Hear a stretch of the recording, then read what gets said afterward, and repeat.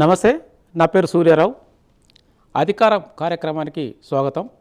ఈనాడు అధికారం చర్చా కార్యక్రమంలో పార్టిసిపేట్ చేయడానికి బుద్ధగయ నుంచి డాక్టర్ జె పూర్ణచంద్ర గారు, రిటైర్డ్ డీజీపీ, ఆంధ్రప్రదేశ్ బీఎస్పీ కోఆర్డినేటర్గా ఉన్నారు.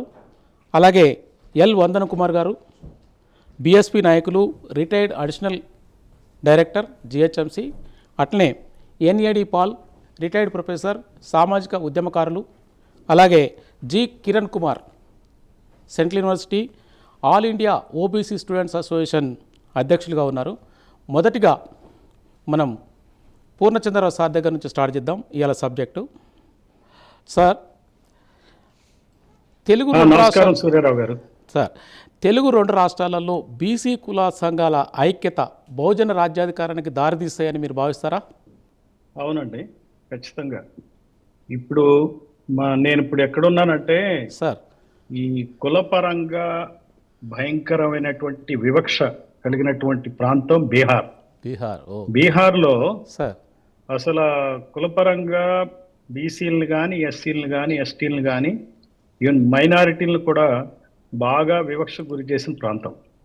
ఇక్కడ ఇంకొక ముఖ్య విషయం ఏంటంటే, పార్టీ ఏదైనప్పటికీ ఒక మైనర్ బీసీ కులానికి చెందినటువంటి వ్యక్తి ఇక్కడ నితీష్ కుమార్ గారు చీఫ్ మినిస్టర్గా 2 దశాబ్దాలుగా ఉన్నాడు ఆయన. Very good.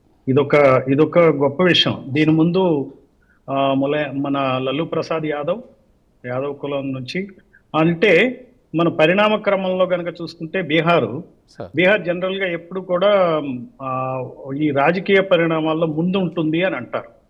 అందులో భాగంగానే మరి ఈ ఆధిపత్య కులాలు ఏవైతే ఉన్నాయో, పెత్తందారీ కులాలు ఉన్న తర్వాత యాదవ్ కులానికి చెందినటువంటి లల్లు ప్రసాద్ యాదవ్ రావటం, తర్వాత మైనారిటీ బీసీ కులానికి చెందినటువంటి మరి నితీష్ కుమార్ గారు రావటం, ఇట్లా జరుగుతూ ఉంది. ఈ రకమైనటువంటి మార్పులు ఖచ్చితంగా మన తెలుగు రాష్ట్రాల్లో సంభవించే పరిస్థితి ఉంది. అయితే ఇలా రాకూడదని అడ్డుకునే శక్తులు మనకు తెలియందేవి కాదు. ఆ శక్తులు ఎవరో మనకు తెలుసు. ఒకవైపు రెడ్లు రాయలసీమ నుంచి మన గత 7 దశాబ్దాలుగా తెలుగు రాష్ట్రాల్లో రాజకీయాన్ని వాళ్ళ గుప్పెట్లో పెట్టుకున్నారు. ఆ గుప్పెట్లో పెట్టుకున్న క్రమంలో మరి ఆంధ్రప్రదేశ్ రాష్ట్రం రకరకాలైనటువంటి ఒడిదుడుకులకి లోనైంది. సో ఏవైతే బీసీ, ఎస్సీ, ఎస్టీ మైనారిటీ కులాలని ఒక చోటకి రాకుండా ఎప్పటికప్పుడు విడదీసి పాలించేటువంటి పరిస్థితి అటు రెడ్లకి, ఆ తర్వాత వచ్చినటువంటి కమ్మాస్కి, ఈ మధ్యన వచ్చినటువంటి వెల్మాస్కి అదే పనిగా తయారైంది. అందుకనే ఈ ప్రభుత్వాలు కూడా ఓడిపోతున్నాయి. ఎందుకు ఓడిపోతున్నాయంటే బీసీ, ఎస్సీ, ఎస్టీ మైనారిటీని ఓటు బ్యాంకులుగా వాడుకుంటున్నారు, కానీ అధికారాన్ని పంచడంలో వాళ్ళు పట్టించుకోవట్లే. ఈ కులగణన అనేది కూడా వాళ్ళు చేయకుండా తాత్సారం చేస్తున్నారు. ఈ కులగణన చేయని పార్టీ ముఖ్యంగా కాంగ్రెస్ పార్టీ అండి. మనం అది గుర్తుపెట్టుకోవాలి. 1951లో కనుక చూసినట్లయితే అంబేద్కర్ పుణ్యమా అని చెప్పి ఎస్సీ, ఎస్టీ కులగణనని రాజ్యాంగ ప్రాతిపదిక వచ్చింది. దాని ద్వారా ఎప్పటికప్పుడు రిజర్వేషన్లు అమలవటం. సరే, ఈ రిజర్వేషన్ల అమలులో ఎస్సీలకు, ఎస్టీలకు నిజమైన అధికారం సంప్రాప్తించిందా లేదా అనేది అటు పక్క నుంచితే, ఇంకో పక్కన ఖచ్చితంగా ఒక రాజ్యాంగ ప్రాతిపదిక అయితే లభించింది. కానీ బీసీలకి రాజ్యాంగ ప్రాతిపదిక లేనే లేదు. సో ఈ రాజ్యాంగ ప్రాతిపదిక రావాలంటే ఆ రోజు నాడే మనకి అంబేద్కర్ గారు ఏం చెప్పారంటే కులగణన చాలా అవసరం అని చెప్పారు. వీళ్ళు ఏం చేస్తున్నారంటే కులగణన చేయకుండా రిజర్వేషన్లు పెంచితే మరి ప్రపోర్షనేట్గా మనకు తెలియట్లేదు కాబట్టి రిజర్వేషన్లు పెంచమని చెప్పి వీళ్ళు అంటున్నారు. ఇది ఎట్లున్నదంటే వీళ్ళే తప్పు చేస్తారు, కులగణన చేయరు. పెంచమంటే కోర్టులు ఏముంటాయి, మీరు కులగణన చేయలేదు కదా, డేటా లేదు కదా అంటారు. అంటే ఏంటి, ప్రభుత్వాలు కావాలని చేస్తున్నటువంటి మోసపూరితమైనటువంటి ప్రక్రియ. సో అందుకని కుల సంఘాలు ఈ విషయాన్ని పూర్తిగా అర్థం చేసుకోవాలి. కుల సంఘాలు ఎలా తయారైనాయి అంటే, ఏ కులానికి ఆ కులం సంఘంగా పెట్టుకుంటున్నాం, ఆ తర్వాత కొన్ని కులపరమైన డిమాండ్లు సాధించడంలో మరి బాగానే ముందుకెళ్ళి ఉండొచ్చు, అందులో డౌట్ ఏం లేదు. కానీ ఒక్కొక్క కుల సంఘం ఫామ్ అయిన వెంటనే మరి విభేదాల వల్ల కానీ ఏదైనా కానీ 2 అవుతుంది, ఆ సంఘం 4 అవుతుంది, 8 అవుతుంది, 16 అవుతుంది. ఇట్లా సంఘాలు పెరిగిపోతున్నాయి. కానీ రాజకీయపరమైనటువంటి అస్తిత్వాన్ని సాధించడంలో కుల సంఘాలు వెనకబడి ఉన్నాయని చెప్పచ్చు. ఈ కుల సంఘాలు అందుకనే రాజకీయ అస్తిత్వ సాధన కోసం ఇప్పుడు కులగణన అనేది డిమాండ్ చేయాలి, ఒక ఐక్య కార్యాచరణ రూపొందించుకోవాలి. అదే మాదిరిగా రాజకీయమైనటువంటి చర్యలకి ముందుకెళ్ళాలి. ఎమ్మెల్యేల దగ్గరికి వెళ్ళి బతిమలాడుకోవటం కాదు. ఈ కుల సంఘాల నేతలే ఎమ్మెల్యేలు అయ్యే పరిస్థితి రావాలంటే బహుజన వాదంతో ముందుకెళ్ళాలి. బహుజన్ సమాజ్ పార్టీ ఆ దృష్టితోనే అటు కాంశీరామ్ గారు సృజించారు. బ్రహ్మాండమైనటువంటి విప్లవాత్మకమైనటువంటి రిజల్ట్స్ మనకి యూపీలో వచ్చినాయి. మునుపెన్నడూ లేని విధంగా గొప్ప ముఖ్యమంత్రిగా మాయావతి గారు చెప్పారు. నేను ఈ మధ్యకాలంలో యూపీలో తిరుగుతా ఉన్నాను, ఎక్కడ చూసినా కానీ మాయావతి గారి ముద్ర, ఆమె మళ్ళీ రావాలనేటువంటి ఆలోచన చాలా ప్రజల్లో వచ్చింది. ఈవెన్ త్రిపాఠి అని ఒక ఆయనతో మాట్లాడి, ఆయన బ్రాహ్మణ వర్గానికి చెందిన వ్యక్తి, ఆయన చెప్తున్నాడు ఆయన కాలంలో చాలా బాగుంది అని చెప్పి. అందుకనే బహుజన రాజ్యం వచ్చినట్లయితేనే ఈ కులాలు సంఘటితం కావటానికి, బహుజన రాజ్యం రావటానికి కుల సంఘాలు ముందు చూపుతో వ్యవహరించాలి. కుల సంఘాల లోపల విభేదాలు పక్కన పెట్టుకోవాలి. ఒక కులానికి ఇంకో కులానికి ఉన్నటువంటి విభేదాలు పక్కన పెట్టుకోవాలి. బీసీ సంఘాలు ఎస్సీ సంఘాల గురించి పోరాడాలి, ఎస్సీ సంఘాలు బీసీల సంఘాల గురించి పోరాడాలి. ఈ రెండు అటు మైనారిటీల గురించి ఇటు ఎస్టీల గురించి పోరాడాలి. ఒక బీసీ సంఘంలో కూడా గౌడ సంఘం ఉందంటే యాదవ్ సంఘం గురించి, యాదవ్ సంఘం ఉందంటే గౌడ సంఘం సంబంధించిన కోరికల గురించి, ఇట్లా ఇచ్చిపుచ్చుకునే ధోరణిలో మనం వెళ్ళాలని నా అభిప్రాయం అండి. Okay, thank you. Van Dhan Kumar గారు, సారు చెప్పినట్టు ఐక్యత రావాలి, ఐక్యత ద్వారానే రాజ్యాధికారానికి బాటలు పడతాయి అన్న దాని మీద ఓవరాల్గా చెప్పినట్టు సారు. దీని పట్ల మీకున్న అవగాహన. అందరికీ, ప్యానెల్లో ఉన్న సభ్యులందరికీ నమస్కారం మరొకసారి. సూర్యారావు గారు, ప్రధానంగా మన ఈ బహుజన కులాల్లో ఉన్నటువంటి ఐక్యత అనే అంశం ఏంటంటే, గత దాదాపుగా ఒక 6-7 శతాబ్దాల నుంచి ఈ పదం వింటూనే ఉన్నాం ఈ కులాల మధ్య. దురదృష్టవశాత్తు ఏంటంటే వీళ్ళు ఐక్యత అనే పదానికి బద్ధులై ఉన్నట్టుగా కనపడుతున్నారు తప్ప, వాళ్ళు కులాలతో పాటుగా మళ్ళీ ఉపకులాలుగా చీలిపోయి దాంట్లోనే అనేక రకాలుగా అనేక విభాగాలుగా విడిపోయి చివరికి ఒక వీధి స్థాయిలో కూడా సంఘాన్ని పెట్టుకొని మేమే దేన్నో సాధిస్తాము, మాకున్న టార్గెట్లు వేరనే పద్ధతిలో ఉంటారు. అంతే తప్ప నిజానికి ఐక్యతాపరంగా వీళ్ళు ఆలోచించేది కానీ, ఐక్యతాపరంగా ఉన్నటువంటి కార్యాచరణ కానీ అసలు ఏమాత్రం కూడా ఒక సిస్టమేటిక్ ప్లాన్ అనేది లేకపోవటం అనేది ఈ ఆంధ్రప్రదేశ్లోనే కాదు, ఈ రాష్ట్రంలోనే కాదు, మన పక్కన్నటువంటి రాష్ట్రంలో కానీ ఉన్నటువంటి పెద్ద సమస్య. దీన్ని పాలకులు ఎంత చక్కగా ఉపయోగించుకుంటున్నారంటే, మీకు ఒక బెస్ట్ ఎగ్జాంపుల్ చెప్తాను. తెలంగాణ వచ్చిన కొత్తలో అప్పటి వరకు ఎంఆర్పిఎస్ అనేది ఒక లెవెల్లో ఒక స్థాయిలో మొత్తం ఈ 2 రాష్ట్రాల్లో దాని ఉనికిని బాగా కాపాడుకోవడం జరిగింది.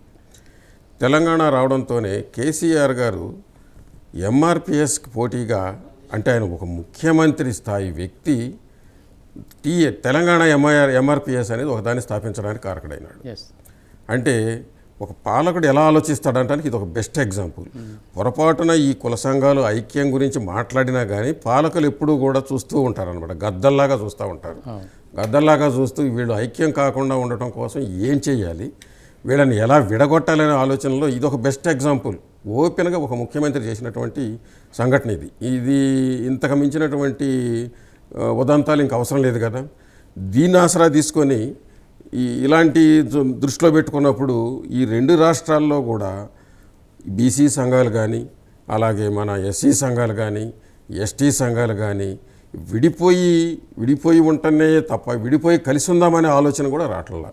దానికి ఒక చిన్న మనం ఒక అంశం తీసుకుందాం. ఉత్తరప్రదేశ్లో కూడా అన్ని చోట్ల ఉన్నాయి. భారతదేశంలో కులమే ప్రధానం కాబట్టి కులానికి మించిన సబ్జెక్టే లేదు కనుక ఉత్తరప్రదేశ్లో దీన్ని గమనించినటువంటి కాంశీరామ్ గారు ఏం చేశారంటే భాయిచారా కమిటీలు ఏర్పాటు చేశారు. ఓకే, మీ కులాన్ని మీరు పటిష్టం చేసుకోండి, మీ కులాన్ని మీరు ఉన్నతంగా తయారు చేసుకోండి, మీ కుల సంఘం ద్వారా మీ కులంలో కావలసినటువంటి సౌకర్యాలు పొందడానికి ఆ సంఘాన్ని ఉపయోగించుకోండి. అయితే ఇంతకుముందు మన పూర్ణచంద్రరావు గారు చెప్పిన యాంగిల్లోనే కరెక్ట్గా ఒక కులం ఇంకొక కులం గురించి ప్రమోట్ చేయడానికి లేకపోతే దానికోసం పోరాటానికి ఉండే రూపంలో సార్ ఏం చేసినాడు, కాంశీరామ్ గారు భాయిచారా కమిటీలు ఏర్పరిచినాడు. భాయిచారా కమిటీలు అంటే ఎస్సీలు, బీసీలు, మైనార్టీలు, అలాగే ఈ ఎస్టీలు, ఇలా 5-6 ఈ ప్రధానమైనటువంటి కులాల సంబంధించి ఆ టీం అంతా కలిపి మొత్తం ఈ 5-6 కులాల నుంచి ఏర్పడినటువంటి టీము భాయిచారా కమిటీగా ఏర్పడింది. ఈ తెలుగు రాష్ట్రాల్లో తెలివిగల ప్రజలు అయ్యుండి కూడా తెలివితోటి అనేక చదువుల రూపంలో కానీ పోరాటాల రూపంలో కానీ బోల్డంత బ్యాక్గ్రౌండ్ ఉన్నటువంటి ఈ తెలుగు రాష్ట్రాల్లో ఉన్నటువంటి కుల సంఘాలు, ముఖ్యంగా బీసీ సంఘాలు కానీ లేకపోతే ఎస్సీ సంఘాలు కానీ ఎస్టీ సంఘాలు కానీ చిన్న చిన్న తాయిలాలకు మాత్రమే పరిమితమైపోయి అధికారం కోసం అల్టిమేట్గా ఏంటి సంఘం అనేది ఏంటి, చివరికి సమ్ రిప్రజెంటేషన్. ఈ సంఘం చేసేది ఏంటి, మాకు ఇది కావాలి, మా పలానా కోరికలు ఉన్నాయి, మా పలానా సమస్యలు ఉన్నాయి, ఇవన్నీ తీర్చండి. ఎవరు తీర్చాలి? వీళ్ళు అధికారం దగ్గరకు పోవాలి. అధికారం ఎవరి చేతిలో ఉంటుంది? అగ్రకులాల చేతిలోనే ఉంటుంది. అగ్రకులాల చేతిలోకి పోయి మళ్ళీ చివరికి ఏంటి, అది బెగ్గింగ్ అయిపోతుంది. దురదృష్టం ఏంటంటే ఆ ఒక్క లాజిక్ మిస్ అవుతున్నారు మన కుల సంఘాల వాళ్ళు.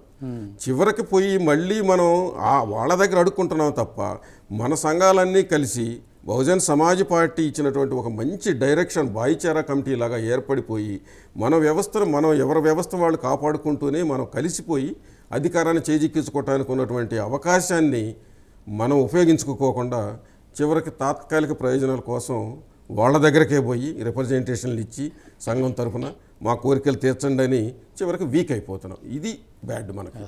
ఇలాంటి పరిస్థితుల్లో ఇంకా మన వాళ్ళు ఏమాత్రం కూడా అధికారం గురించి ఆలోచించలేని పరిస్థితిలోనే ఉన్నారు. సార్ పాల్ గారు, మీరు ఆంధ్ర యూనివర్సిటీలో ప్రొఫెసర్గా రిటైర్ అయ్యారు, చాలా ఉద్యమాలలో పార్టిసిపేట్ చేశారు, జైల్లోకి పోయినారు, చాలా సంఘాలను స్థాపించినారు, వాటి వెనకుండా మీరు నడిపించినారు, చాలా ఎక్స్పీరియన్స్ ఉంది కదా. ఈ కుల సంఘాలు, ప్రజా సంఘాలు ఎందుకు ఏకం కాలేకపోయి రాజ్యాధికారం వైపు పోలేకపోతున్నాయని మీరు భావిస్తున్నారు? ముందుగా ప్రైమ్ 9 న్యూస్ ద్వారా బహుజనవాదాన్ని ప్రజల్లోకి తీసుకెళ్ళి బహుజన రాజ్యాధికారానికి కృషి చేస్తున్నటువంటి ఈ ప్రైమ్ న్యూస్ వారికి, ముఖ్యంగా సూర్యారావు గారికి, మరియు ఈరోజు చర్చా కార్యక్రమంలో ఉన్నటువంటి ప్యానెల్లో ఉన్నటువంటి విజ్ఞులందరికీ కూడా జేబీఎంలు తెలియజేసుకుంటూ సూర్యగారావు గారికి ప్రత్యేకమైనటువంటి అభినందనలు. ముఖ్యంగా మీరు అన్నట్లుగా ఈ బహుజన కులాలు ఎందుకు ఐక్యత కాలేకపోతున్నాయంటే అంతర్గతంగా వాళ్ళకి గౌరవభావం అనేటువంటిది లేకపోవటం. ఒకరినొకరు, ఇప్పుడు మీకు బైబిల్లో ఒక వాక్యం ఉంది, నీవలే నీ సోదరుని ప్రేమించు అని. ఇప్పుడు దాన్ని కేవలం ఈయన సోదరుడినే ప్రేమించుకుంటున్నాడు కానీ పక్క సోదరుడిని ప్రేమించట్లేదు. వచ్చిన చిక్కల్లా అది. కాబట్టి మీకు గతంలో మహోద్యమాలు జరిగినాయి దళిత సంఘాల ఆధ్వర్యంలో.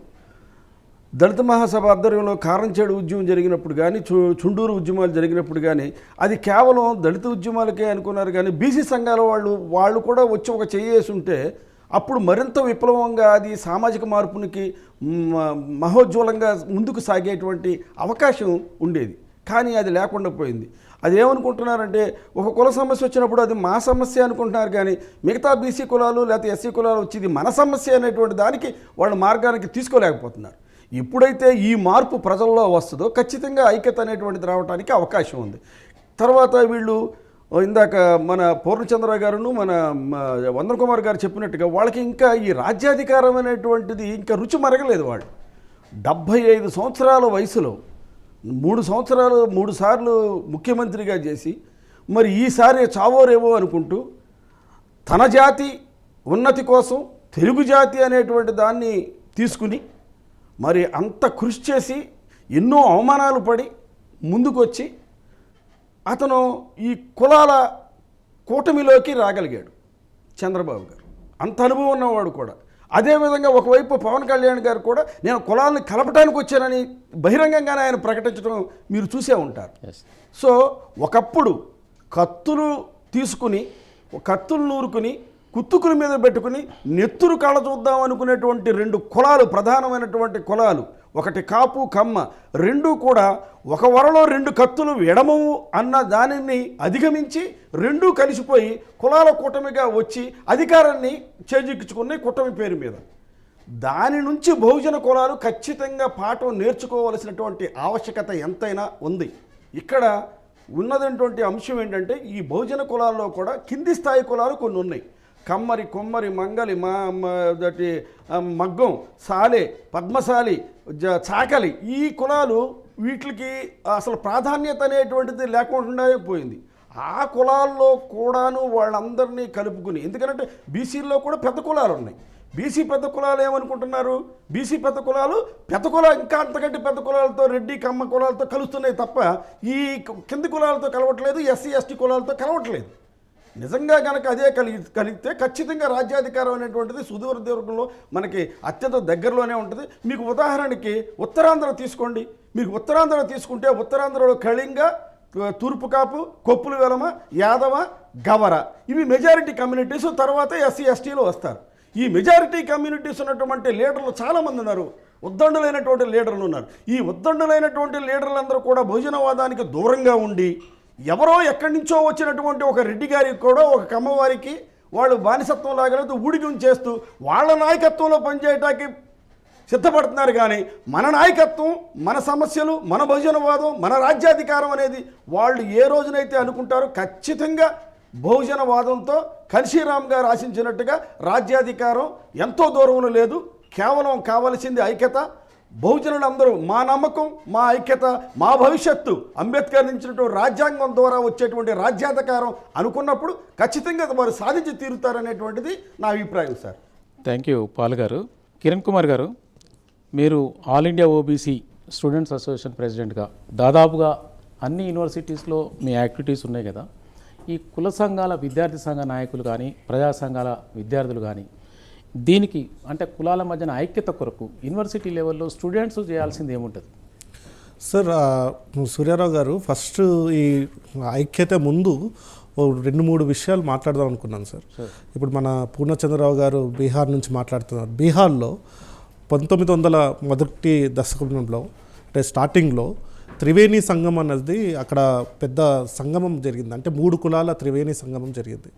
అక్కడ యాదవులు, కుర్నీలు, కుష్వాలు ముగ్గురు కలిసి రాజ్యాధికారం ఎలా సాధించుకుంటాం, ఈ కులాలు బ్రాహ్మణవాదం నుంచి ఎలా విముక్తి చెందాలి, బహుజనవాదాన్ని ఎలా ముందు తీసుకుని వెళ్ళాలి అన్నది 1920s వరకు కూడా వీళ్ళు డిస్కషన్ చేసుకుని అక్కడ ఎంపవర్మెంట్కి అదొక రీజన్ అయింది. అంటే కులాల మధ్య మనం చూడొచ్చు, అక్కడ పెద్ద అంటే బీసీ కులాల్లో ఉన్న ఈ 3 కులాలు ఏవైతే ఉన్నాయో ఈ 3 కులాలు ఏకమవ్వడం వల్ల ఈరోజు సార్ చెప్పినట్లు లాలూ ప్రసాద్ యాదవ్ గారు కానివ్వండి, లేకపోతే ఇప్పుడు నితీష్ కుమార్ గారు కుర్మీ సామాజిక వర్గం నుంచి నితీష్ కుమార్ గారు కానివ్వండి, అలాగే ఉపేంద్ర కుష్వా అన్న కుష్వా కమ్యూనిటీ నుంచి స్ట్రాంగ్ లీడర్ కానీ ఇలాంటి వాళ్ళందరూ ఎమర్జ్ అవ్వడానికి ఒక కారణమైంది. బీసీ రిజర్వేషన్ కోసం ముందుండి పోరాడిన వాళ్ళు ఎవరంటే ఎస్సీ సంఘాల నుంచి, ఈ దళిత సంఘాల నుంచి వచ్చిన వాళ్ళే బీసీ రిజర్వేషన్ కోసం పోరాడారు. ఈరోజు ప్రొఫెసర్ పాల్ గారు ఉన్నారు, సార్ గారు ఉన్నారు, అందరూ కూడా వీళ్ళందరూ ఆ రోజుల్లో మండల్ మూవ్మెంట్ కోసం బీసీ రిజర్వేషన్ 27% రావడానికి చాలా పోరాటాలు చేసిన వాళ్ళు దళితులు. అంటే మేము చెప్పేది ఏంటంటే దళిత సంఘాలు బీసీల రిజర్వేషన్ కోసం, బీసీల కోసం నిలబడ్డాయి. మరి 2006లో సెంట్రల్ యూనివర్సిటీస్లో రిజర్వేషన్స్ పెట్టినప్పుడు మళ్ళీ ఈ మనువాద శక్తులు ఏవైతే ఉన్నాయో అవన్నీ వ్యతిరేకిస్తే మళ్ళీ అంబేద్కర్ స్టూడెంట్స్ అసోసియేషన్ లాంటి యూనివర్సిటీ ఆఫ్ హైదరాబాద్లో, బాప్సా లాంటి ఆర్గనైజేషన్స్, జేఎన్యూ లాంటి దగ్గర, ఉస్మానియా యూనివర్సిటీలో, అలాగే ఎస్వీలో కానీ దేశవ్యాప్తంగా కూడా మళ్ళీ ఈ సంఘాలు ఉండి మనకు మద్దతు ఇచ్చారు. సార్ ఇందాక ఒక చాలా ఇంపార్టెంట్ ఇష్యూ లేవనెత్తారు.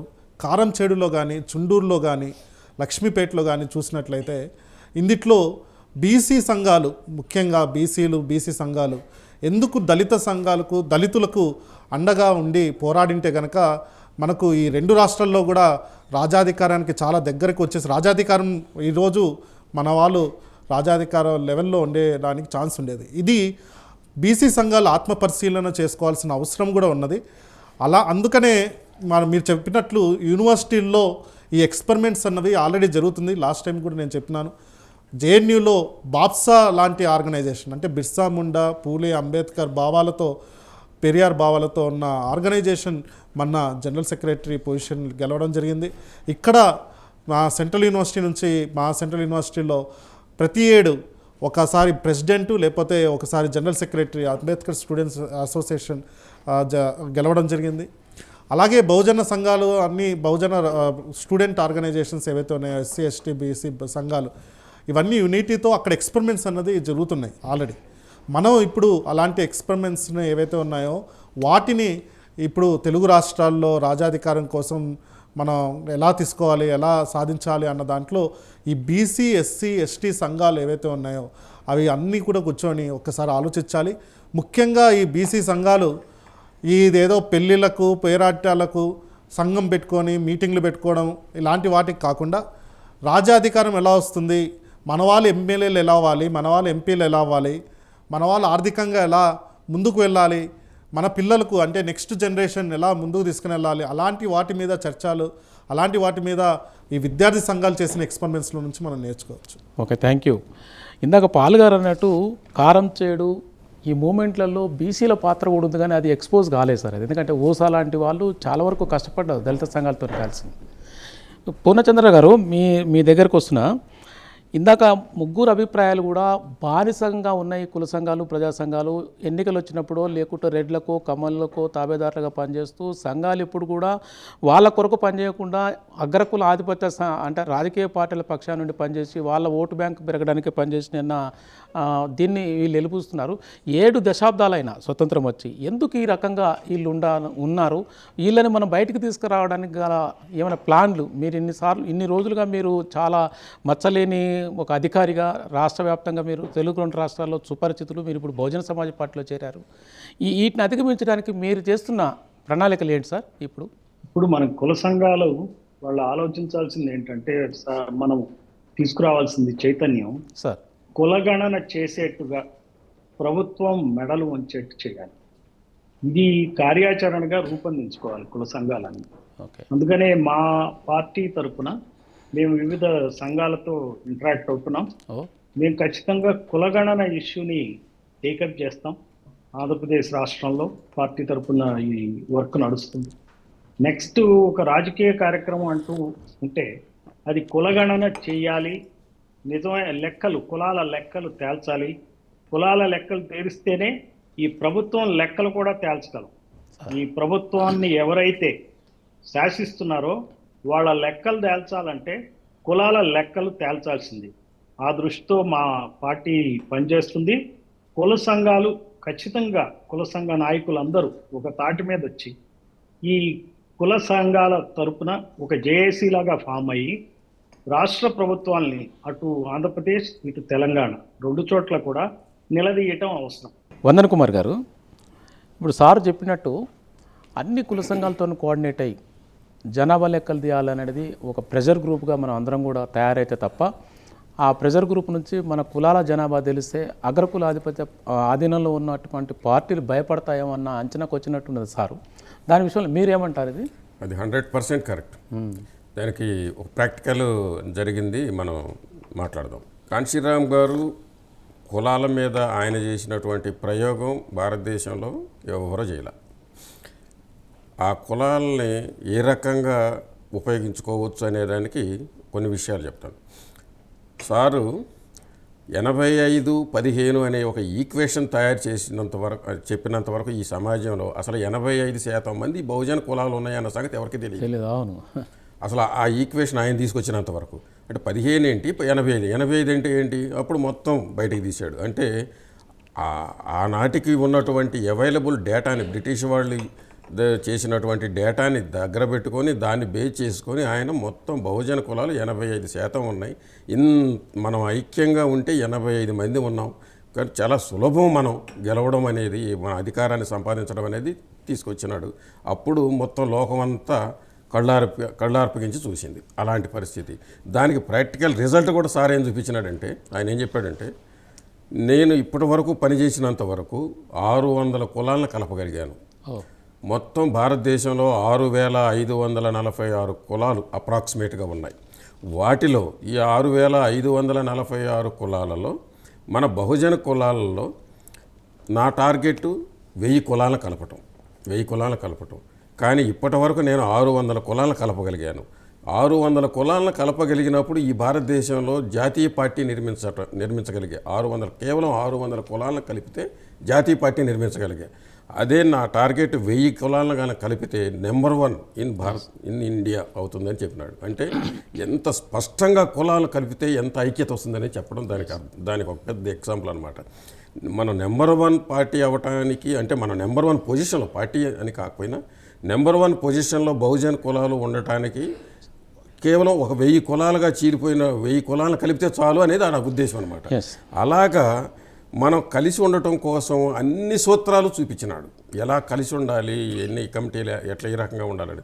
దురదృష్టవశాత్తు ఏంటంటే లోపం మనలోనే ఉంది, మనం దాన్ని అర్థం చేసుకోలేకపోతున్నాము, దాన్ని మనం తీసుకురాలేకపోతున్నాం. అది కనుక చేయగలిగినప్పుడు, అంటే మన కులాలు ఇప్పుడు బీసీలు కానీ ఎస్సీలు కానీ, మరి ముఖ్యంగా ఇప్పుడు ఈ బాధ్యత ఎవరి మీద ఉందంటే, ఇప్పుడు కిరణ్ ఇందాక చెప్పినట్టుగా ఖచ్చితంగా యూత్ మీద ఉంది ఈ బాధ్యత. ఖచ్చితంగా యూతే ఉంది.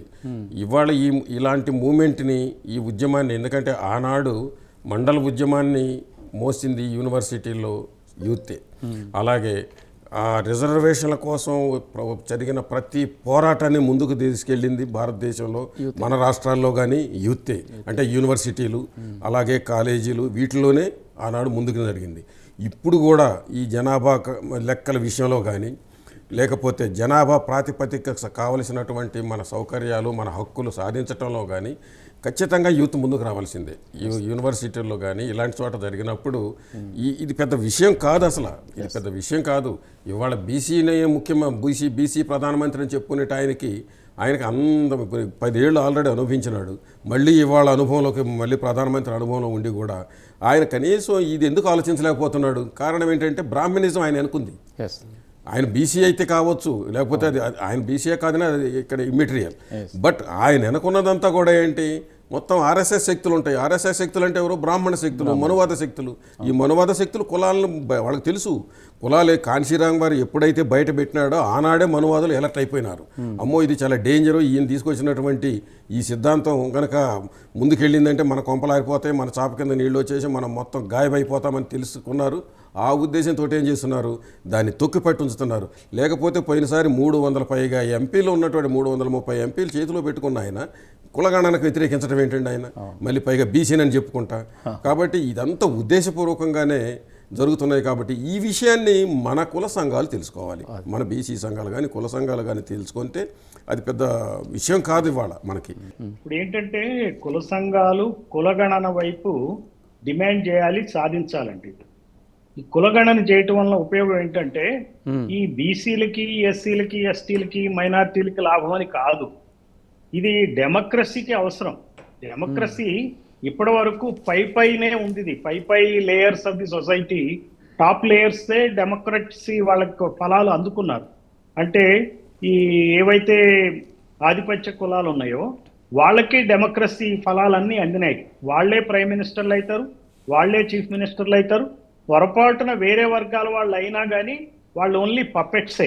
వాళ్ళకేమి ఆ వాదాన్ని, ఆ పార్టీ వాదాన్ని వాళ్ళు నిలబెడితేనే అక్కడ ఉంటారు, లేకపోతే వాళ్ళని తీసేస్తారు.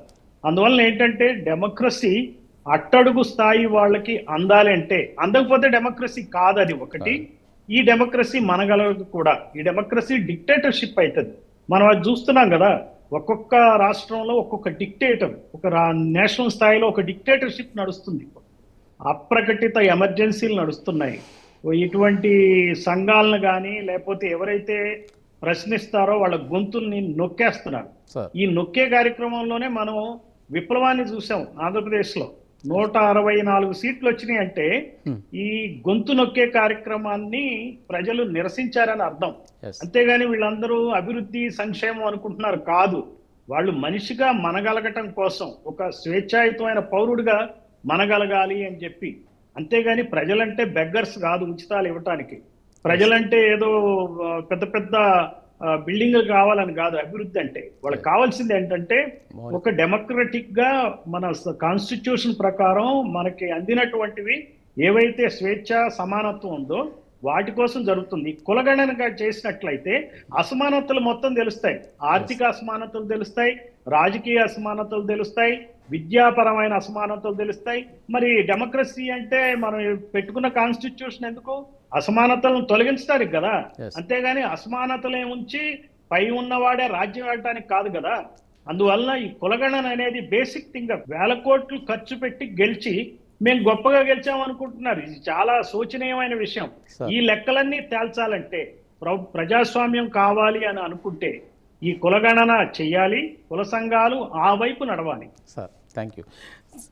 పాల్ గారు, మీరు దాదాపు ఆంధ్ర యూనివర్సిటీలో మీ అంటే విద్యార్థి దశ నుంచి కూడా ప్రొఫెసర్ రిటైర్డ్ వరకు చాలా ఉద్యమాలు మీరు వెనకుండి నడిపినారు, ప్రత్యక్షంగా ఉన్నారు. ఇప్పుడు మీరు ఈ ఉద్యమ కాలంలో కులగణన అనే ప్రస్తావన వినడానికి వచ్చిందా, ఇప్పుడే వస్తుందా సార్ ఇది?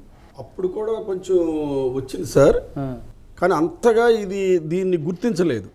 అప్పట్లో ఎస్సీ ఎస్టీ వర్గాల వారికి కులగణన అనేటువంటిది జరుగుతుంది. బీసీ వర్గాలకి కులగణన అనేటువంటి దాన్ని తెర మీదకి అప్పట్లో తీసుకురాలేదు. ఇది ఈ మధ్య కాలంలోనే వచ్చింది. తర్వాత గతంలో ఈ మనకి తెలంగాణ నుంచి మన తెలుగు జాతి నుంచి ఉన్నటువంటి గౌరవ స్వర్గీయ శివశంకర్ గారు దీన్ని కొద్దిగా తెర మీదకి తీసుకొచ్చారు సార్ అప్పట్లో. కానీ అది కార్యరూపం దాల్చలేదు.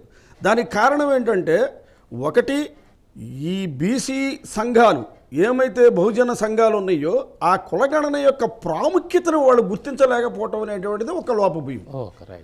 దాన్ని కనుక వాళ్ళు గుర్తించగలిగితే, ఇప్పుడు మనం అనుకుంటున్నాం, ఇప్పుడు మాకు ప్రమోషన్ రాలేదు, నాకు సూపరింటెండెంట్ అవ్వాలి, లేకపోతే నేను ఏఆర్ అవ్వాలి, లేకపోతే నేను ఎస్పీని అవ్వాలి, లేకపోతే నాకు ఈ ప్రమోషన్ రాలేదంటే కుల సంఘం ఏం చేసింది, దాన్ని రిప్రజెంట్ చేసి మా ఓడికి ఎందుకు ఇవ్వవు అని అడిగింది. అదే పద్ధతిలో శివశంకర్ గారు లాంటి నాయకులు అప్పుడు అడిగినప్పుడు కుల సంఘాలన్నీ రోడ్ల మీదకి వచ్చి మా కుల గణన జరగాలి, మా గణాంకాలను బట్టి మాకు రావాల్సినటువంటి రిప్రజెంటేషను, అది రాజకీయంగా కానీ సామాజికంగా కానీ ఆర్థికంగా కానీ రావాల్సినటువంటి రాజకీయం సమాజంలో మాకు కలగాలి, అవన్నీ మాకు రావాలని కులగణన కోసం పట్టుబట్టి ఉన్నట్లయితే ఖచ్చితంగా ఈ రోజుకి అది కార్యరూపం దాల్చేది. ఈ మధ్య కాలంలో మీకు ఏమైందంటే, ఇప్పుడు మనకు ఒక గొప్ప అవకాశం వచ్చింది సార్ ఈ తెలుగు ప్రజలకు. ముఖ్యంగా ఒకవైపు బీహార్ రాష్ట్రం, ఒకవైపు ఈ మన తెలుగు రాష్ట్రాల్లో ఉన్నటువంటి ప్రభుత్వాలు, చంద్రబాబు నాయుడు గారు నాయకత్వంలో ఉన్నటువంటి ఇప్పుడు ఈ ప్రభుత్వం ఖచ్చితంగా మోడీ గారికి అత్యంత అవసరమైనటువంటిది, కొంచెం ఓ రకంగా ఆక్సిజన్ లాంటిదే. అటు నితీష్ కుమార్ గారు, ఇటు ఇక్కడ ఇప్పుడు కులగణనలో వీళ్ళు ఖచ్చితంగా ముందుకొచ్చి, ఇప్పుడు ఎందుకంటే చంద్రబాబు గారు ఈ తెలుగుదేశం అనేటువంటిది బీసీల పార్టీ అంటున్నాడు. కరెక్టే. అచ్చెన్నాయుడు గారిని మొన్నటి వరకు ఎవరో అచ్చెన్నాయుడు గారిని ప్రెసిడెంట్ చేశారు తెలుగుదేశం పార్టీకి, ఆయన జాతీయ అధ్యక్షులుగా ఉన్నారు చంద్రబాబు గారు. ఈ రోజున పల్లా శ్రీనివాసరావు గారిని యాదవ కులానికి చెందిన ఆయన్ని అధ్యక్షులు గారు చేశారు. పర్వాలేదు, బాగానే ఉంది. సో ఎప్పుడైతే మీరు ఇది తెలుగుదేశం పార్టీ అనేటువంటిది బీసీల పార్టీ అని మీరు చెబుతున్నారో, ఖచ్చితంగా బీసీలు కులగణన జరగాల్సిందే అనేటువంటి నినాదాన్ని మోడీ గారి ముందు మీద పెడితే ఖచ్చితంగా వారు వినటానికి అవకాశం ఉంది. ఎందుకంటే ఈ రోజున మీ మీద వారు ఆధారపడి ఉన్నారు.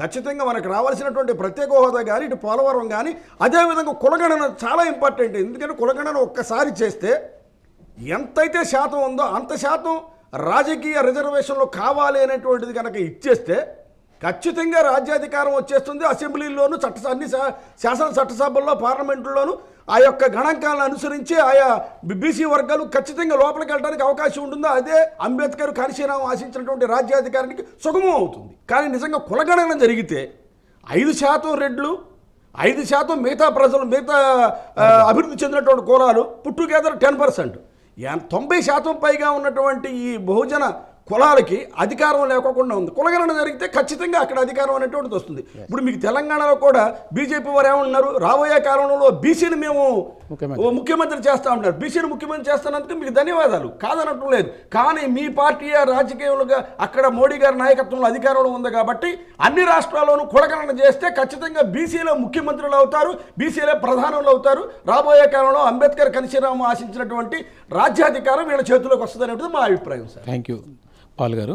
ఇప్పుడు కిరణ్ గారు, ఇందాక మిత్రులు పూర్ణచంద్రరావు గారు కానీ, వందన్ కుమార్ గారు కానీ, ప్రొఫెసర్ పాల్ గారు కానీ చెప్పినట్టు కులగణన, బీసీ సంఘాలు కులగణని అంటే జర లేటుగా క్యాచ్ చేశాయా, ఎట్లా ఇది? మీరు ఓబీసీ ఆర్గనైజేషన్ ద్వారా మీరు తిరుగుతున్నారు కదా. అంటే మేము మా ఆర్గనైజేషన్ కూడా 2015 నుంచి కూడా ఈ డిమాండ్ చేస్తుంది సార్. అంటే 2015లోనే, అంటే 2021లో కులగణన క్యాస్ట్ సెన్సస్ చేయాలనేసి మేము 2015 నుంచి కూడా మేము పోరాడుతున్నాం. అప్పటి నుంచే మేము యాక్టివిటీస్ స్టార్ట్ చేసాం. ఎందుకంటే 2011 డేటాలో వాళ్ళు కాంగ్రెస్ గవర్నమెంట్, యూడీఏ గవర్నమెంట్ ఉన్నప్పుడు వాళ్ళు సోషో ఎకనామిక్ క్యాస్ట్ సర్వే అనేసి ఒకటి సర్వే చేశారు. అంటే సెన్సెస్కి కాకుండా, అంటే సెన్సెస్ హోమ్ మినిస్ట్రీ కింద ఉంటుంది డిపార్ట్మెంట్, వేరాజ్ రూరల్ డెవలప్మెంట్ మినిస్ట్రీ నుంచి వీళ్ళు ఈ సోషో ఎకనామిక్ క్యాస్ట్ సెన్సెస్ అనేసి వాళ్ళు చేయడం జరిగింది. కానీ దాంట్లో చాలా తప్పులు ఉన్నాయి. గవర్నమెంటే చెప్పింది చాలా లక్షల్లో కలెక్ట్ చేసే దగ్గర, ఎందుకంటే అది స్పెషలైజ్డ్ మినిస్ట్రీ కాదు. సెన్సెస్ జస్ట్ మనం అడుగుతున్నది ఏంటంటే ఒక కాలం, ఒక ఎక్స్ట్రా కాలం ఎవరిది, బీసీది అలాగే ఓసీది, అన్ని క్యాస్ట్లు అంటే ఎస్సీ ఎస్టీ ఎలాగైతే కలెక్ట్ చేస్తున్నారో దానికి ఇంకో 2 కాలంలు కూడా యాడ్ చేసుకుంటే మొత్తం అందరు కలెక్షన్ జరుగుతుంది అన్నది మా ప్రధానమైన డిమాండ్. దాన్ని 2015 నుంచి కూడా చేస్తూ వచ్చాం. అన్ని పార్టీలని కలిసాము, అన్ని పార్టీలు కూడా మద్దతు ఇవ్వడం జరిగింది. ఈ మా ఆర్గనైజేషన్ రిప్రజెంటేషన్కి ప్రొటెస్టులు చేసాం. సెంట్రల్ యూనివర్సిటీ ముందు, జేఎన్యూల ముందు, జంతర్ మంతర్లో, ఉస్మానియాలో, ఇలాంటి దగ్గర అన్ని దగ్గర 1,00,000 పోస్ట్ కార్డ్స్ మళ్ళీ బీసీ చెప్పుకునే ప్రధానమంత్రికి పంపించడం జరిగింది. 10 లక్షల ట్వీట్లు చేయడం జరిగింది. ఇవన్నీ చేస్తున్నాం. ఈ క్రమంలో ఈ కులగణన ఒక హిస్టారికల్ బ్యాక్గ్రౌండ్ ఒక్కటి మనం చూసినట్లయితే సార్, 1871లో ఈ ప్రాసెస్ అన్నది స్టార్ట్ అయింది. కులగణన ప్రాసెస్ బ్రిటిష్ కాలంలో ఫుల్ ఫెడ్జ్గా, అంటే అన్ని ప్రిన్స్లీ స్టేట్లో కూడా చేసింది 1881, అంటే 1881లో స్టార్ట్ అవుతే 1931 వరకు కూడా ఈ కులగణన అన్నది ఎక్కడా స్టాప్ చేయకుండా బ్రిటిష్ వాళ్ళు వాళ్ళ అడ్మినిస్ట్రేషన్లో కలెక్ట్ చేయడం జరిగింది. అన్ని కులాలు, ఏ ఒక్క కులాన్ని కూడా వదలకుండా అన్ని కులాలు మొత్తం దేశం మొత్తం మీద వాళ్ళు చేయడం జరిగింది. కానీ 1941లో వరల్డ్ వార్ వల్ల వాళ్ళు చేయలేకపోయారు. దీని గురించి మాట్లాడుతూ అంబేద్కర్ ఇందాక సార్ చెప్పినట్లు, పూర్ణచంద్రరావు గారు చెప్పినట్లు 1947 అంటే మనకు స్వతంత్రం రాకముందే అంబేద్కర్ గారు ఈ శూద్రులు ఎంత పర్సెంటేజ్ ఉంటుంది తెలుసుకోవాల్సిన అవసరం ఉందని ఊవేర్ సూద్రాస్లో మెన్షన్ చేయడం జరిగింది. అలాగే 1950స్లో ఆయన రాజీనామా ఇచ్చాక మినిస్టర్గా అక్కడ కూడా ఆయన లింగ్విస్టిక్ స్టేట్స్ మీద మాట్లాడుతున్నప్పుడు ఈ కులగణన ఈ 1951లో చేసిందంతా కొన్ని తప్పులు ఉన్నాయి, అన్ని కులాలని తీసుకోలేదు అన్నది ఆయన క్రిటిసైజ్ చేయడం కూడా మనం అబ్జర్వ్ చేస్తాం. ప్రతి ఒక్కసారి అంటే 2005-6లో కూడా ఎప్పుడైతే మండల్ 2 రిపోర్ట్ అంటే సెంట్రల్ యూనివర్సిటీ వచ్చిందో అప్పుడు కూడా డేటా లేకపోవడం చూసాం.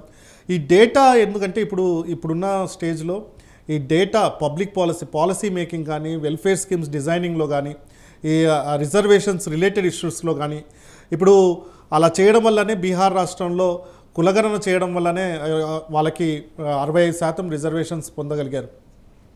ఇవన్నీ చూసినట్లయితే కులగణన యొక్క ఇంపార్టెన్స్ ముఖ్యంగా ఈ విద్యార్థులు, ఇందా సార్ చెప్పినట్లు యూత్ ఈ మూమెంట్ అన్నది మళ్ళీ స్టార్ట్ చేయడం జరిగింది. ఇదే ప్రభుత్వం 2018లో మోడీ ప్రభుత్వం కులగణన చేస్తామని చెప్పారు. 2019లో ఎప్పుడైతే వాళ్ళు అధికారంలో వచ్చారో మళ్ళీ యూటర్న్ తీసుకోవడం జరిగింది. మళ్ళీ ఇప్పుడు కూడా చేయకపోతే కనుక వాళ్ళు ఆల్రెడీ దెబ్బతిన్నారు, చాలా వరకు దెబ్బతిన్నారు. హిందీ రాష్ట్రాల్లో అంతా దెబ్బతినడం చూసాం. కులగణన అన్నది చాలా ముఖ్యం. ఇది చేయకపోతే కనుక మోడీ ప్రభుత్వం మళ్ళీ ఒకసారి దెబ్బతినడం గ్యారంటీగా రేపొద్దున వచ్చే స్టేట్ ఎలక్షన్స్లో, జరగబోయే స్టేట్ ఎలక్షన్స్లో ఏవైతే ఉన్నాయో ఆ స్టేట్ ఎలక్షన్స్లో కూడా దెబ్బతినే అట్లుగా మనం చూడవచ్చు. కాంగ్రెస్ ఏదైతే ఉందో, రాహుల్ గాంధీ గారు ప్రతి ఒక్క మీటింగ్లో కులగణన చేస్తామన్నారు. కానీ వాళ్ళు పాలించే రాష్ట్రాలు ఏవైతే ఉన్నాయో కర్ణాటకలో ఇప్పుడు దాకా డేటా బయట పెట్టలేదు. ఈరోజు తెలంగాణలో చూసినట్లయితే 7 నెలలు గడుస్తుంది, ఇప్పటి వరకు కూడా కులగణన చేయడం ప్రాసెస్ని స్టార్ట్ చేయలేదు. మళ్ళీ వాళ్ళు ఏవైతే మాట్లాడుతున్నారో దాని వ్యతిరేకంగా ఇక్కడ జరుగుతున్నాయి. రాహుల్ గాంధీ గారు మాట్లాడే దానికి వ్యతిరేకంగా జరుగుతున్నాయి. దాని మీద కూడా వాళ్ళు ఒకసారి ఆలోచించుకొని ఈ రాష్ట్రాల్లో కూడా కులగణన చేయాలి. మళ్ళీ అక్కడ వైఎస్ఆర్ ప్రభుత్వంలో ఉన్నప్పుడు కులగణన చేశారు కానీ పర్ఫెక్ట్గా చేసినట్లుగా కనబడట్లేదు. సో దాని మీద కూడా రివ్యూ చేసేసి అక్కడ కూడా సమగ్రంగా కులగణన అన్నది జరపాల్సిన అవసరం ఉంది. అది ఇప్పుడున్న ప్రభుత్వం మీద కూడా ఆ బాధ్యత ఉంటుంది. సార్ పూర్ణచంద్ర గారు, స్వతంత్రానికి పూర్వం ఎవ్రీ 10 yearsకి ఒకసారి బ్రిటిష్ ప్రభుత్వం జనాభా లెక్కలు ప్రతి కమ్యూనిటీకి లెక్కలు చేసి చూపించింది. మనం స్వతంత్రం తీసుకొచ్చుకున్న తర్వాత ఒక్కసారి కూడా లెక్కలు చేయకపోగా ప్రతి జడ్జిమెంట్లో, ఇందాక కిరణ్ అన్నట్టు మండల్ కమిషన్లో కానీ వేరే ఏ జడ్జిమెంట్లో కూడా గవర్నమెంట్కి ఆ కోర్టులు సూచించడం జరిగింది, జనాభా లెక్కలు తీయండి అని. అంటే న్యాయ వ్యవస్థలు మొత్తుకున్నా కూడా, ప్రజా సంఘాలు మొత్తుకున్నా కూడా ఎందుకని జనాభా లెక్కలు తీయడానికి ప్రభుత్వాలు భయపడుతున్నాయి? ఇప్పుడు ఈ ప్రభుత్వంలో ఉండేవాళ్ళు ఎప్పుడు ఈ దేశం మీద గట్టి పట్టు ఉండాలని చూస్తారు. ఫర్ ఎగ్జాంపుల్ ఈ కుల సంఘాలు ఇదే గమనించాలి. ఇప్పుడు బ్రిటిష్ వాళ్ళు కులగణన చేశారు. ఎందుకు చేశారు? వాళ్ళు ప్రజల యొక్క బాగోగులు స్థితిగతులు తెలిస్తే గనక ఈ వీళ్ళని బాగా కంట్రోల్ చేసి వాళ్ళ రాజ్యాన్ని నడుపుకోవచ్చని బ్రిటిష్ వాళ్ళు కులగణన చేశారు. ఎందుకంటే వాళ్ళ దగ్గర ఇన్ఫర్మేషన్ లేదు. వాళ్ళేమి బ్రిటిష్ వాళ్ళు కూడా ఒక గ్రామంలో కులం అయినట్లయితే వాళ్ళు కులగణన చేసేవాళ్ళు కాదు. బ్రిటిష్ వాళ్ళు బయట వాళ్ళు కదా. అయితే ఇప్పుడు మన గ్రామంలో బ్రిటిష్ వాళ్ళు లేరు. ఇప్పుడు ఉన్నవాళ్ళు ఎవరు? మనకు ఒక బ్రిటిష్ వాళ్ళు ఉన్నారు, లోకల్ బ్రిటిష్ వాళ్ళు. ఒక్కొక్క గ్రామంలో రెడ్డి గారు, ఇంకో దానిలో చౌదరి గారు, ఎవరో ఒక ఆయన గ్రామ పెద్ద అన్నమాట. ఆయనే ఇప్పుడు మన బ్రిటిష్ ఆయన. నల్లదొర తెల్లదొర అంటారు కదా. ఈ నల్లదొరల పాలనలో ఏమవుతుందంటే ప్రభుత్వం వాళ్ళ చేతిలో ఉండాలి కాబట్టి కుల సంఘాలు ఇది గుర్తుపెట్టుకోవాలి. గ్రామంలో ఎట్లయితే ఈ పెత్తనం ఉందో, ఒక వెలమ, ఒక కమ్మ, ఒక రెడ్డి పెత్తనం ఎలా అయితే గ్రామంలో నడుస్తుందో, ప్రభుత్వంలో కూడా వాళ్ళ పెత్తనమే నడవాలి. కాబట్టి ఈ కుల సంఖ్య గనక తెలిస్తే వాళ్ళ భాగవతం బయటపడుతుంది అనమాట. అందుకని చెప్పి వాళ్ళు చెయ్యరు. అక్కడేమో ఇక్కడ కూడా వాళ్ళ వ్యూహం ఏంటంటే ప్రభుత్వం మీద గట్టి పట్టు ఉండాలా, దేశం మీద గట్టి పట్టు ఉండాలా. అసలు సంగతి తెలిస్తే గనక ఎస్సీలు ఇప్పుడు పర్సంటేజ్ 19-20% ఉన్నారు. ఎస్టీల పర్సంటేజ్ తెలుసు, ముస్లింల పర్సంటేజ్ తెలుసు. ఇక బీసీల పర్సంటేజ్ కూడా తెలిసిపోయింది అనుకోండి, వీళ్ళ ఆటలు సాగవు అనమాట. అందుకని చెప్పి వీళ్ళు కావాలని చెయ్యరు కాబట్టే కుల సంఘాలు ఉద్యమించాల్సిన అవసరం ఉంది. ఇప్పుడు ఆయన చంద్రబాబు నాయుడు గారు చేస్తారని ఎందుకు అనుకున్నారు? ఇప్పుడు ముస్లింస్ తీసుకున్న ఆంధ్రప్రదేశ్ లో ఇప్పుడు వాళ్ళు ఎవరిని అప్రోచ్ అవ్వాలో అర్థం కావట్లేదు వాళ్ళ సమస్యల మీద. ముస్లింస్ ఈ రోజు సరే వైసీపీకి అప్రోచ్ అవ్వాలంటే చూడండి, వైసీపీ మామూలుగా ఈ స్పీకర్ ఎన్నికల్లో మొన్న ఓడిపోయినాక కూడా దారుణంగా ఎవరిని సపోర్ట్ చేసింది? బీజేపీనే కదా. అలానే ఈ డైరెక్ట్ గా గానీ ఇండైరెక్ట్ గా గానీ వైసీపీ వాళ్ళతోనే ఉంది, ఇటు టీడీపీ వాళ్ళతోనే ఉంది, జనసేన పవన్ కళ్యాణ్ వాళ్ళతో డైరెక్ట్ గా ఉన్నాడు. ఇప్పుడు ఎవరి దగ్గరికి పోవాలా? ఈ కాంగ్రెస్ నమ్మటానికి లేదు. కాంగ్రెస్ మీరు ఇందాక చెప్పినట్టు వాళ్ళు డల్తనం తెలుసు. ఇక్కడ తెలంగాణలో కులగట్టనేమో చేయట్లా, బయట పెట్టట్లా, కర్ణాటకలో బయట పెట్టట్లా. పైకి మాత్రం కాన్స్టిట్యూషన్ రక్షిస్తాం అని చెప్పి చెప్తున్నారు. అసలు కాన్స్టిట్యూషన్ కుళ్ళబడిచిందే వాళ్ళు.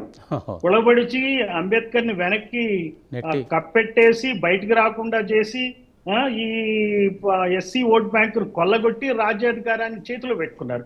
ఎప్పుడైతే ఎస్సీ ఓట్ బ్యాంక్ బిఎస్పీ చేతుల్లోకి వెళ్ళిందో వాళ్ళకి బిఎస్పీ ఒక ఎనిమి పార్టీ కింద తయారైంది. అందుకని బిఎస్పీ మీద బురద చల్లుతూ ఉంటారు కాంగ్రెస్ వాళ్ళు. ఈ బిఎస్పీ బీజేపీ బి టీమ్ అని ఎందుకు వాళ్ళు ప్రచారం చేస్తున్నారంటే వాళ్ళు ఎస్సీస్ లో ఒక రకమైనటువంటి విభేదాలు, అపనమ్మకాన్ని బిఎస్పీ మీద సృష్టించి లాక్కోవాలండి. అందుకనే ఈ కాంగ్రెస్ చేయదు, బీజేపీ చేయదు, టీడీపీ చేయదు, వైసీపీ చేయదు, ఎవరూ చేయరు. ఇప్పుడు ఒకవేళ జనసేన పవన్ కళ్యాణ్ ఏమన్నా ఫ్రెష్ గా ఆలోచించి చేస్తాడేమో చూడాలి అతను ఈ దృష్టిలో. అందుకని కుల సంఘాలు ఏంటంటే ఖచ్చితంగా రోడ్ల మీదకి రావాలి, ఉద్యమించాలి. స్టూడెంట్సే కాదు, ఈ సంఘం అనే పేరు పెట్టుకున్నాక బీసీ సంఘం, ఈ ఎస్సీ సంఘాలన్నీ తోడ్పడి దీన్ని కులగణనని ఖచ్చితంగా సాధించే వరకు విశ్రమించదు. అదే పెద్ద ఎజెండా. ఈ పెళ్లి సంబంధాలు చూడటం ఇవి కాదు. ఏదో ఎమ్మెల్సీ అడుక్కోవడం, లేకపోతే కుల సంఘ చైర్మన్ ఒక బిల్డింగ్ కట్టించుకోవడం ఇవి కాదండి. కులగణన చేయాలి, అధికారంలో పాలు ఖచ్చితంగా కొట్లాడి తెచ్చుకోవాలి, షేర్ తీసుకోవాల్సిందే. వందన్ కుమార్ గారు, సార్ చెప్పినట్టు ఏదో తాయిలాల కొరకు, రాయితీల కొరకు కాదు, రాజ్యాధికారం వైపోవాలంటే కుల సంఘాలన్నీ కూడా ఈ జనాభా లెక్కల కొరకు ఉద్యమించాల్సిన అవసరం ఉన్నదని నొక్కి చెప్తున్నారు సార్. అట్లా మీరు అందరూ కూడా ఫస్ట్ అసలు ఈ కుల సంఘాలు ప్రధానంగా వాళ్ళకు ఉన్నటువంటి చిన్న చిన్న తాయిలాల కోసం అనే ఆలోచన మానేయాలండి. అసలు ఒక సంఘం ఉందంటే ఆ సంఘం ఏంటంటే ఇది వాళ్ళు ఒక మొత్తం కులానికి సంబంధించి, లేకపోతే ఆ మొత్తం ఆ ప్రాంతానికి సంబంధించి వాళ్ళు లీడ్ చేస్తున్నారు. ఆ లీడ్ చేస్తున్న క్రమంలో వాళ్ళు సంకుచితంగానో లేకపోతే చిన్న చిన్న కోరికలు అనేది మైండ్లో లేకుండా ఉంటే మంచిది. తమిళనాడులో ఉన్నటువంటి బ్రాహ్మణ సంస్కృతికి వ్యతిరేకంగా పెరియార్ రామస్వామి గారు ఏం చేశాడు? మొత్తం బీసీలందరినీ ఐక్యం చేయగలిగినాడు. బీసీలతోటి ఐక్యం చేసేసి ఉద్యమాన్ని నిర్మించబట్టే ఇవాళ అక్కడ బీసీ రాజ్యం నడుస్తుంది. పెరియారు అలా అంటే అప్పుడు అది కూడా ఒక సంఘంతో స్టార్ట్ అయింది. అది కూడా ఏమి ఒకసారిగా ఏమి అధికారంలోకి వచ్చిందేం కాదు, ఒక సంఘంతో స్టార్ట్. ఆ రకంగా మన దగ్గర అనేకమైనటువంటి చైతన్యవంతమైనటువంటి సంఘాలు ఉన్నాయి మన దగ్గర. కానీ ఈ సంఘాలు ఏమైపోతున్నాయి? పేపర్ స్టేట్మెంట్లకో లేకపోతే స్థానికంగా ఉన్నటువంటి ఎమ్మెల్యేని మెప్పించడం కోసము, లేక స్థానికంగా ఉన్నటువంటి మంత్రి దగ్గర తాయిలాల కోసం పోవడము, లేక ఆ అధికారంలోకి ఏ పార్టీ వస్తే ఆ పార్టీ దగ్గరికి వెళ్ళేసి వాళ్ళ యొక్క చిన్న చిన్న సమస్యల పరిష్కారం కోసం వినతి పత్రాలు ఇవ్వడం వరకు మాత్రమే పరిమితం అవుతున్నాయి.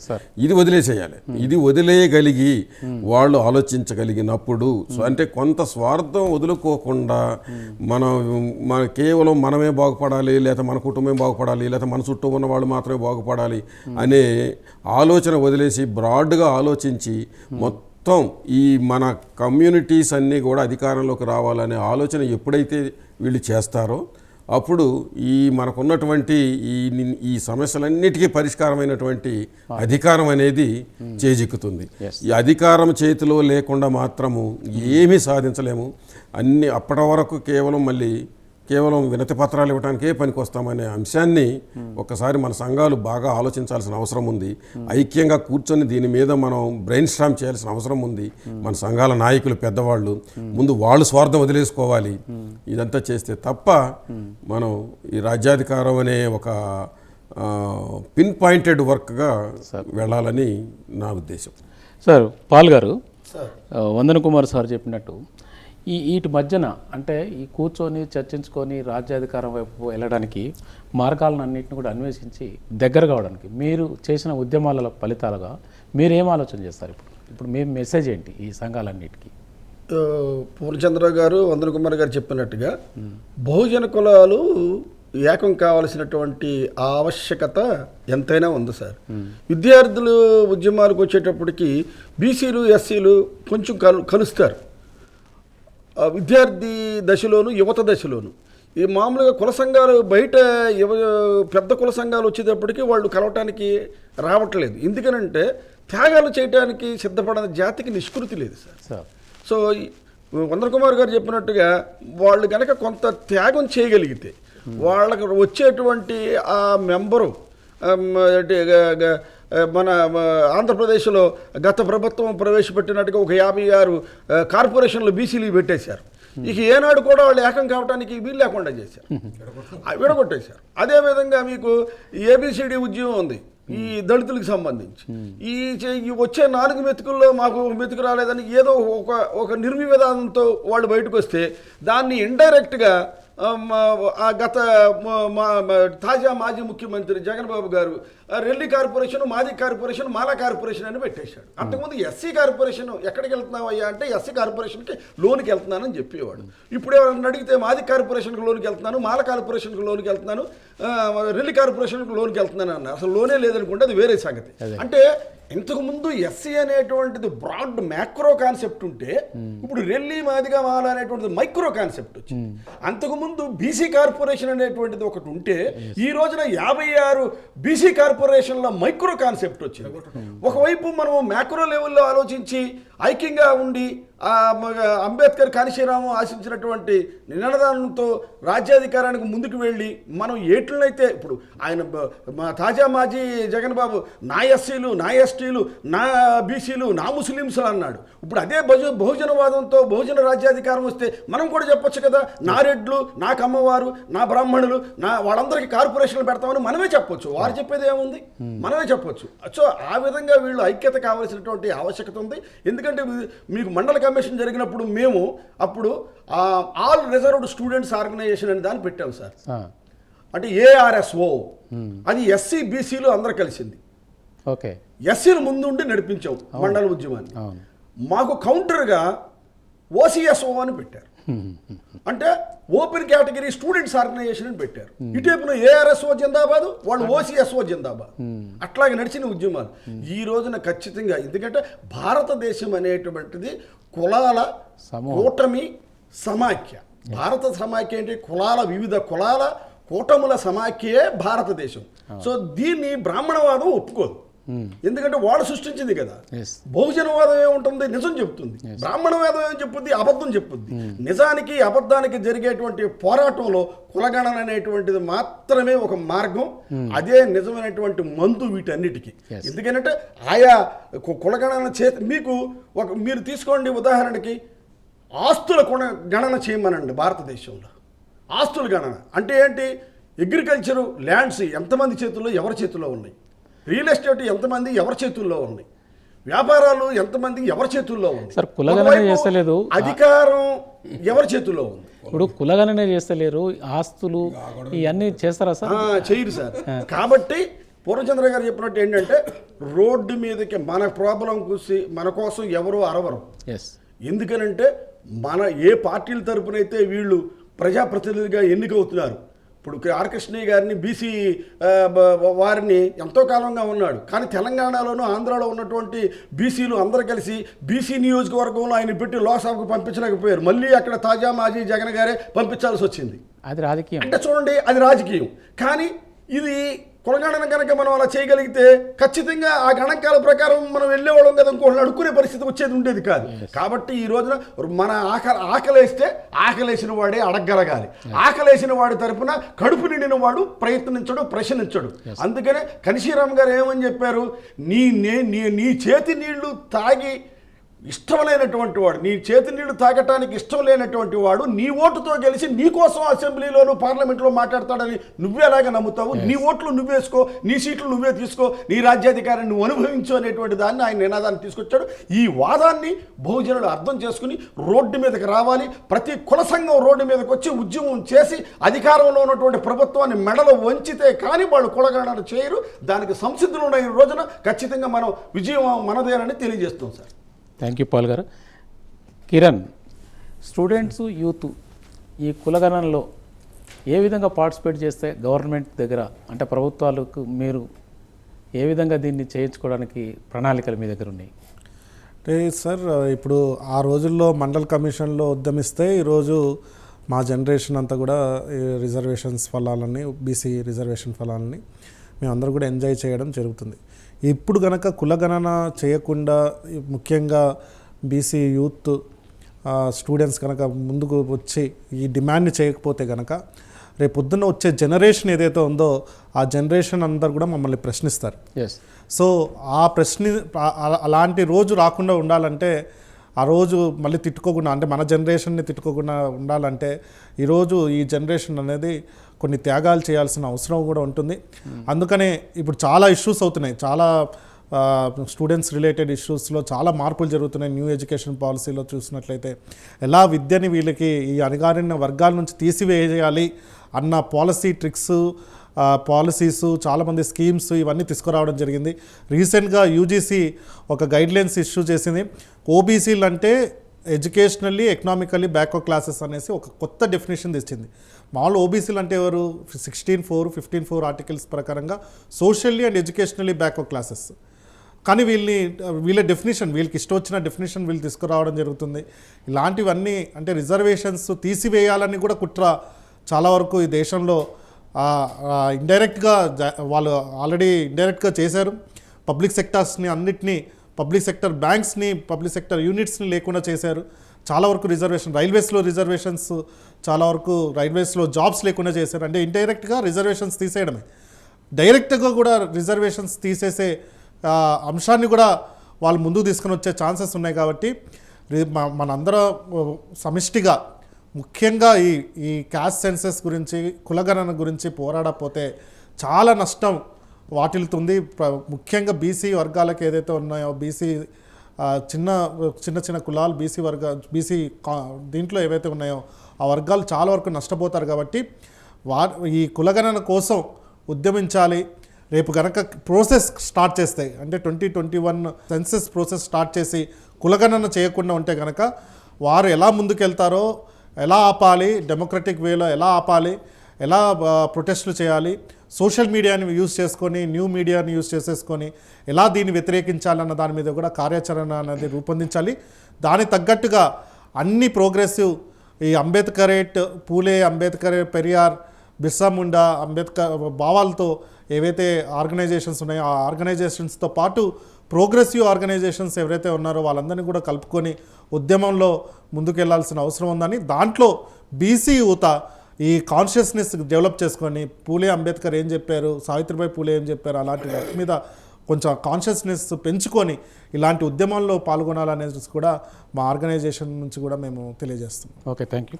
ఫైనల్గా పూర్ణచంద్రరావు గారు, ఫైనల్గా ఈరోజు చర్చలో కుల సంఘాల ఐక్యత బహుజన రాజ్యాధికారానికి మీరు ఒక 2-3 నిమిషాలు ప్లీజ్.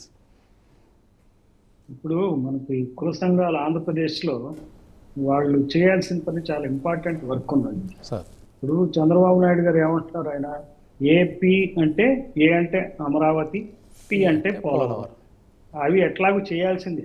చేయకపోతే రేపు నెక్స్ట్ ఎలక్షన్లో పాస్ మార్కులు కూడా రావు. నిన్న ఈరోజు చూసే ఆయన ఏమంటున్నాడు, రామోజీరావు గారికి భారతరత్న ఇవ్వాలని అంటున్నాడు. ముదావహం మనం అందరం వెల్కమ్ చేద్దాం. ఈ మీడియా రంగంలో ఆయన మేరు శిఖరం. మరి ఆయనకి భారతరత్నాన్ని కోరుతున్నాడు ఆయన, మరి ఆంధ్రప్రదేశ్ ముఖ్యమంత్రి, అది కూడా మంచిదే. అయితే వీటన్నిటికీ మించి బీసీ కులగణన అనేది చాలా ఇంపార్టెంట్. దాన్ని మరుగున పరచొద్దు, పరిచే అవకాశం ఉంది. ఏపీ మాటున, అమరావతి పోలవరం మాటున, లేదా ఈ వైసీపీ పార్టీ అధికారులు కానీ నాయకులు కానీ చేసిన అవినీతిని తవ్వి తీసి కేసులు పెట్టే కార్యక్రమం కూడా ఉంటుంది. అది కూడా వాళ్ళ ఫోకస్లోనే ఉంటుంది. సరే, అది చట్ట ప్రకారం చేయక తప్పదు, చేయాల్సి వస్తుంది, చెయ్యాలి. చేస్తేనే అది కూడా కరెక్ట్ అని తెలుస్తుంది, లేకపోతే ఉత్తుత్తి ఆరోపణల కింద మిగిలిపోతుంది. సో అది తప్పదు. కానీ మంచి వర్క్ ఏంటంటే ఈ రోజున ఆయన బీసీ పార్టీగా టీడీపీని భావిస్తున్నప్పుడు, తనకు తానుగా చెప్పుకుంటున్నప్పుడు, బీసీలు కూడా కొంతకాలంగా నమ్ముతున్నప్పుడు, ఈ మధ్య ఆ నమ్మకం సడలుతున్న నేపథ్యంలో బీసీ కులగణన ఖచ్చితంగా చేపట్టాలని కుల సంఘాలు డిమాండ్ చేయాలి.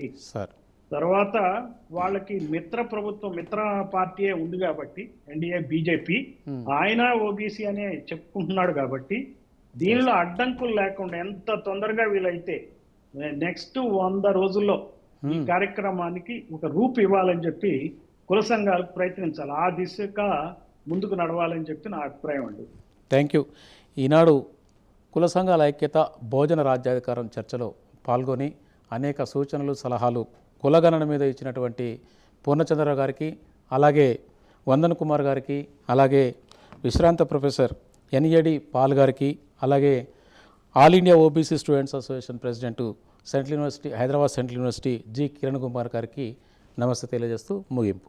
ఇది ఇవాళ చర్చా కార్యక్రమం. వచ్చే వారం ఇంకో చర్చా కార్యక్రమంతో కలుద్దాం. Thank you. నమస్తే.